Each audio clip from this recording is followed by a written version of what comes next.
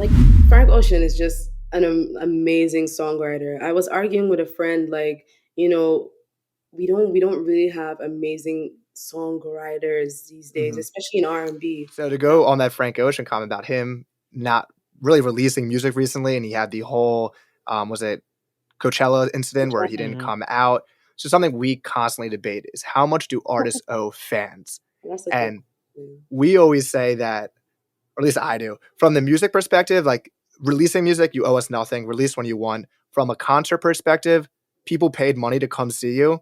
Show Hmm, up because that's people true. are investing in you. So I saw Lauren Hill came out late again recently and I saw that was too. singing the lyrics wrong, different beats, and people are like, "Why do you keep buying Lauren Hill tickets?" Because it's Lauren Hill. For some reason in your mind, you're like, Honestly, I bought the tickets. Like I plan on seeing her this coming week in Toronto. "Yeah, So I hope she doesn't pull, whatever she pulled there because I spent money on those tickets. yeah." So better So be there.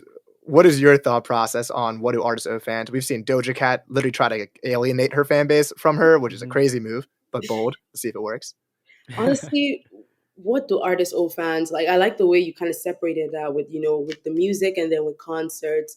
Mhm. Especially for, a festival like Coachella where you have a lot of people traveling actually there Yeah, for the festival, especially for a headliner act. I actually planned on traveling, but I just had last minute plans and I wasn't able to make it. smart. Um, but but I really feel like a lot of people, brought up the Frank might have stuff going on in his personal life and all of that.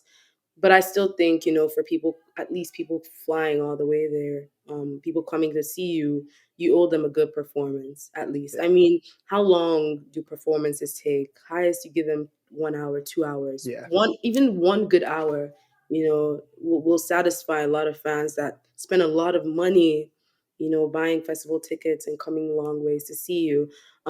Also with Lauren Hill, I really don't know why she's built this reputation of, it's crazy. coming late to concerts. I mean, it's something that people say she's been doing since the early 2000s. So I can't quite understand it at all. People are still going to buy tickets anyways because it's Lauren It's Hill. Lauren I Hill. mean, the name carries a lot of weight. But having to do with stuff like Doja Cat, for example, like I don't know. I feel like for you to get really upset at what she did, you have to be a stan. Like, Yeah, because like I feel like Doja Cat from the start, because I discovered Doja back in like 2014. No one knew who like she the was. Moose song, Like "Bitch, on I'm a cow." SoundCloud, and she's always been like this. Like this Doja has always been like this from the very start of her career. So me personally, I try. I don't know if a lot of people might agree with this or not. I kind of separate that art from artists, depending Mhm. depending on what they What? did. Because like Yeah, for artists like R. Kelly now, like I don't want to really separate that. Like yeah. I just Mhm. toss the baby out with the with the bathwater. But for people like Doja Cat, I just don't really pay attention to all the shenanigans. When Scarlett came out, I listened to the project. I thought it was pretty. I thought it had some pretty good songs on it, to be honest. But at the end of the day, the fans are the same stands that were angry. They're still gonna eat up her music. Yeah, So to Mhm. me, a lot of the outrage it's a little pretentious to a degree, yeah. and I try not to really just tap into that.